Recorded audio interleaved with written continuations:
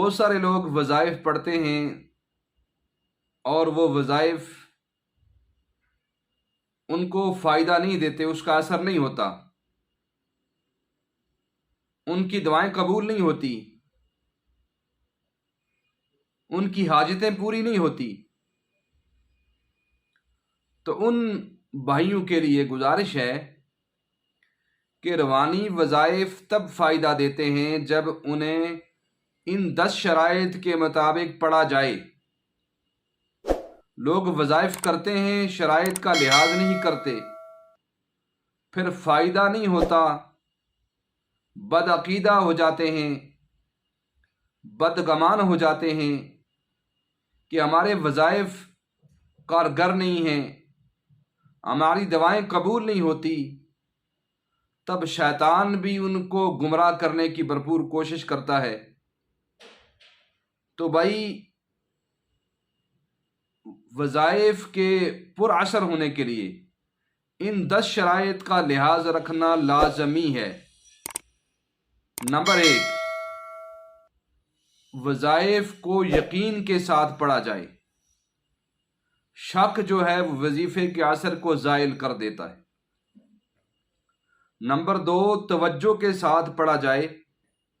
بے توجہی سے پڑھے جانے والے وظائف بے اثر ہوتے ہیں، دعائیں قبول نہیں ہوتی۔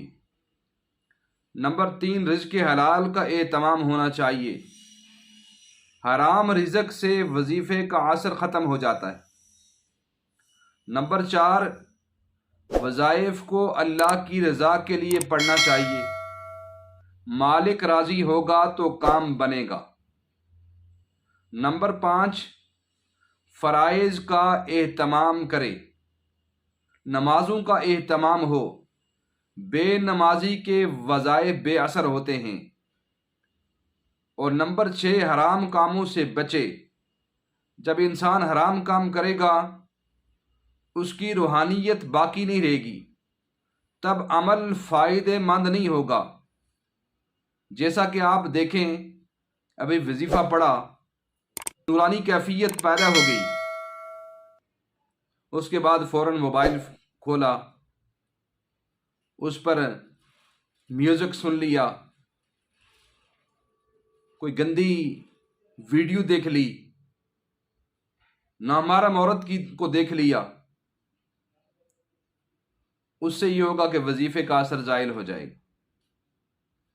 اور اس کے ساتھ شرط نمبر 7، تصحیح الفاظ کو صحیح ادا کریں۔ جب غلط لفظ پڑھیں گے تو معنی بدل جائے گا، فائدہ نہیں ہوگا۔ نمبر 8، طہارت کا اہتمام کریں۔ وظائف پڑھنے کے لیے، دعاؤں کے لیے جسم پاک ہو، لباس پاک ہو، جگہ پاک ہو، خوشبو کا اہتمام ہو۔ نمبر 9، عاجزی اور آہوازاری سے وظائف کو پڑھیں۔ اور نمبر 10، وہ وظائف پڑھیں جن کی شریعت کے اندر اجازت ہو، جو قرآن و سنت سے ثابت ہوں، جیسے قرآن کی آیتیں ہیں یا کوئی ایسے اسم اعظم کا وظیفہ ہے یا اللہ کے ناموں کے وظائف ہیں۔